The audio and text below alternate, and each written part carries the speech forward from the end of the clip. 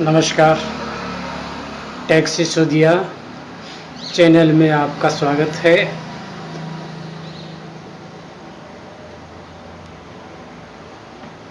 मैं भारत रत्न डॉक्टर राधाकृष्ण सर्वपल्ली राधाकृष्ण के बारे में कुछ कहना चाहता हूँ कि उनके जन्मदिन को शिक्षक दिवस के तौर पे मनाया जाता है।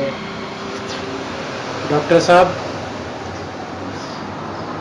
शिक्षा से ही मानव मस्तिष्क का सदुपयोग किया जा सकता है।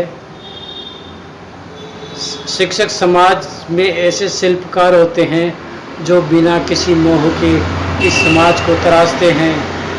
शिक्षक का काम सिर्फ किताबी ज्ञान देना नहीं बल्कि सामाजिक परिस्थितियों से छात्रों को परिचित कराना भी होता है। शिक्षकों की इसी महत्ता को सही स्थान दिलाने के लिए ही सर्वपल्ली राधाकृष्ण ने पुरजोर कोशिशें की, जो खुद एक बेहतरीन शिक्षक थे। बहुमुखी प्रतिभा के धनी, विद्वान, शिक्षक, वक्ता, प्रशासक, राजनयिक, देशभक्त और शिक्षा शास्त्री जैसे उच्च पदों पर रहे।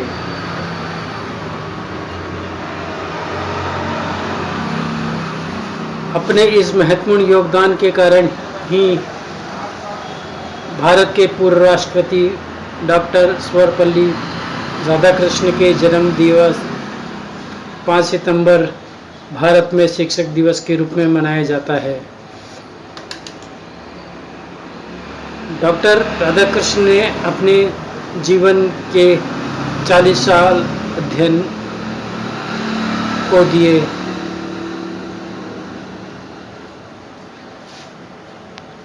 डॉक्टर साहब की जीवनी। डॉक्टर साहब अपने पिता की दूसरी संतान थे। उनके 4 भाई और एक छोटी बहन थी। 6 भाई बहनों और 2 माता पिता को मिलाकर 8 सदस्यों के इस परिवार की आय बेहद सीमित थी। इस सीमित आय में भी डॉक्टर राधाकृष्ण ने सिद्ध कर दिया कि प्रतिभा हो तो कोई बाधा आपका रास्ता रोक नहीं सकती।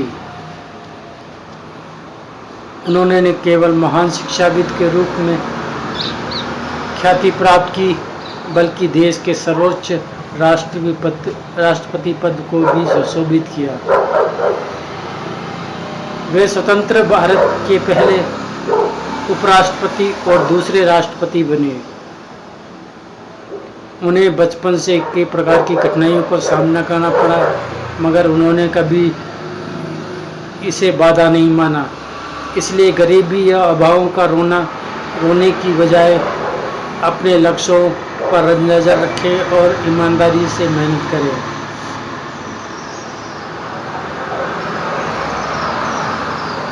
डॉक्टर साहब के पिता धार्मिक विचारों वाले इंसान थे, लेकिन फिर भी उन्होंने राधाकृष्ण को पढ़ने के लिए क्रिश्चियन मिशनरी संस्था लुथरन मिशन स्कूल तिरुपति में दाखिल करवाया। इसके बाद उन्होंने वेलूर और मद्रास कॉलेजों में शिक्षा प्राप्त की। वे स्वयं भारतीय समाज संस्कृति के आस्थावान हिंदू थे। इसके साथ ही अन्य समस्त धर्मावलंबियों के प्रति भी उनका गहरा आदर भाव रखते थे। जो लोग उनसे वैचारिक मतभेद रखते थे, उनकी बात वे बड़े सम्मान और धैर्य के साथ सुनते थे। विश्व में उन्हें हिंदुत्व के परम विद्वान के रूप में जाना जाता था। उनका कहना था कि अपने जीवन में हर वक्त तैयार रहना चाहिए।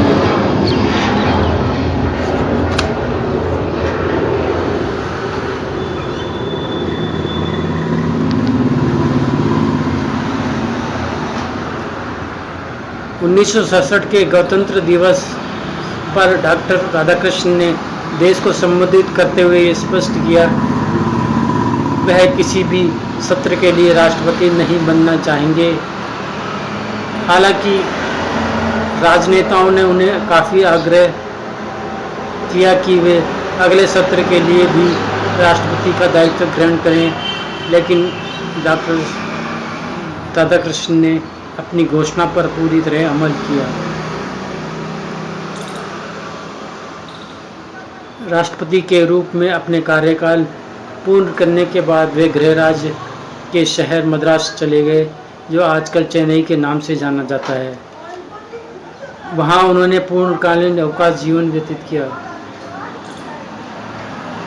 1968 में उन्होंने भारतीय विद्या भवन के द्वारा सर्वश्रेष्ठ सम्मान देते हुए साहित्य अकादमी की सदस्यता प्रदान की गई। डॉक्टर साहब ने एक साधारण इंसान की तरह अपना जीवन गुजारा। वह परंपरागत वेशभूषा में रहते थे, सफ़ेद वस्त्र धारण करते थे। वह सिर पर दक्षिण भारतीय पगड़ी पहनते थे, जो कि भारतीय संस्कृति का प्रतीक बनकर सारे विश्व में जानी गई।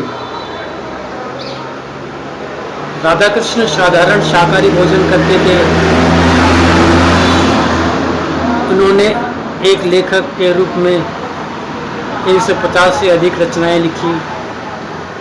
उनके अनुसार हमें क्या प्राप्त करते हैं, हम क्या प्राप्त करते हैं और उसके बदले में क्या छोड़ते हैं, यह भी महत्वपूर्ण है।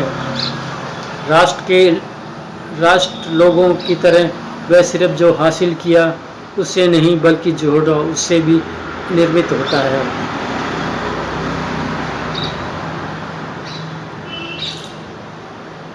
डॉक्टर राधाकृष्ण अपनी बुद्धि से पूर्ण व्याख्याओं, आनंद अभिव्यक्ति और हल्की गुदगुदाने वाली कहानियों से छात्र को मंत्रमुग्ध कर देते थे। उच्च नैतिक मूल्यों को अपने आचरण में उतारने की प्रेरणा वह अपने छात्रों को देते थे। वह जिस भी विषय को पढ़ाते, पहले समय उसका गहन अध्ययन करते थे। दर्शन जैसे गंभीर विषय को भी वह अपनी शैली में सरल, रोचक और प्रिय बना देते थे।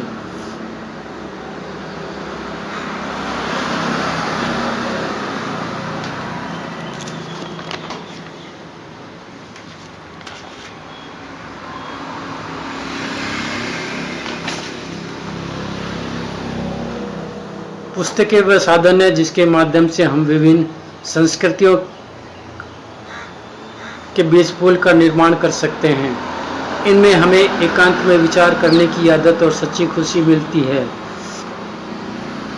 उन्होंने यह भी कहा कि कष्ट सहने से हमें बहुत कुछ मिलता है, इससे भागना नहीं चाहिए।